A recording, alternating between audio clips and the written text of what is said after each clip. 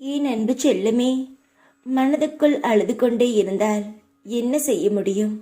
வாழ்க்கையை திரும்பி பார்த்தாலே மிக பயமாக இருக்கிறது என்று எனக்கும் தெரியும்.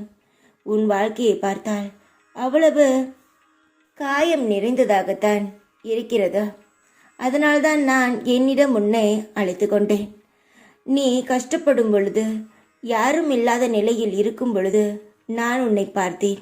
அந்த நொடி நான் முடிவு செய்தேன், நான் என்னுடைய சூலத்தின் பாதுகாப்பில் உன்னை வைத்திருக்க வேண்டும் என்று. நீயும் என்னை நம்பினாய். நானும் உன்னை என் குழந்தையாக ஏற்றுக்கொண்டேன். தெய்வத்தை வணங்கிய உடனேயே பலன் கிடைக்க வேண்டும் என்று நினைக்கிறார்கள். அப்படியெல்லாம் எதுவும் நடக்காது. நீ பொறுமையாக இருந்தாலே, நீ முழு மனதுடன் நீதான் எனக்கு எல்லாம் கெதி என்று சொல்லிவிட்டாலே, காலப்போக்கில் எல்லாம் நான் செய்யும் ஒவ்வொரு செயலும் உன் கண்ணுக்கு தெரிய ஆரம்பித்துவிடும். உன் எண்ணங்கள் எது என்பதை ஒரு பொழுதும் இவ்வுலகிற்கு தெரியப்படுத்தாதே. ஏனென்றால் இங்கு உன்னை வாழ நினைப்பவரை விட வீழ்த்த நினைப்பவர்கள் தான் அதிகம்.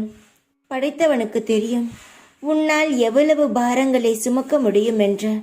ஆகவே ஒரு பொழுதும் மனம் தளராதே. இறைவன் உன்னை கைவிட மாட்டான்.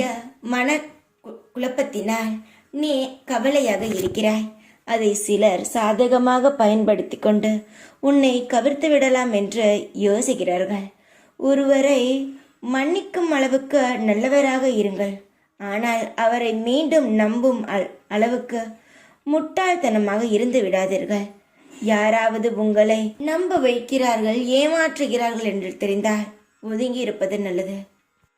நீயாக இரு. நீ என்ன நினைக்கிறாயோ அதை பேசு. ஏனென்றால் உன்னை புரிந்து கொள்ளும் அளவுக்கு இங்கு யாருக்கும் பொறுமை கிடையாது. தங்கமே, உன்னுடைய குணத்தை மாற்றிக்காதே. பல குழப்பங்கள், பல தடுமாற்றங்கள், ஏமாற்றங்கள் வரலாம். உன் மனதில் கவலைகள் கூட இருக்கலாம். ஆனால் யாருக்காகவும், எந்த சூழ்நிலைக்காகவும் உன் குணத்தையும் உன்னுடைய அன்பையும் பாசத்தையும் யாருக்காகவும் மாற்றிக்கொள்ளாதே. ஆக நான் 3 விஷயங்களை சொல்கிறேன், நன்றாக கேள். முதலில், நீ நினைத்தது நடக்கப் போகிறது. நீ நினைக்காதோ என்று பல நாள் என்னிடம் சந்தேகமாக கேட்டாய். நான் இவ்வளவு நாள் வேண்டுகிறேனே தாயே, ஆனால் இது எனக்கு நடக்குமா என்று. நிச்சயமாக நீ வேண்டிய காரியம் என்னிடம் வந்து முதல் நீ வேண்டினாய் பார். அந்த முதல் காரியமானது நிச்சயம் நடக்கும். இரண்டாவது, உன்னுடைய மன பாரம், கடன் சுமையானது சீக்கிரமாகவே படிப்படியாக குறைய வரும். மூன்றாவது, உன்னுடைய வருமானமானது மேலும் பெருகும். உன்னுடைய லட்சியத்தை நீ அடைவாய். சந்தோஷத்தில் உன்னுடைய வாழ்க்கையானதே சிறப்பாக இருக்கும். உன்னுடைய சந்தோஷம் அனைத்திற்கும்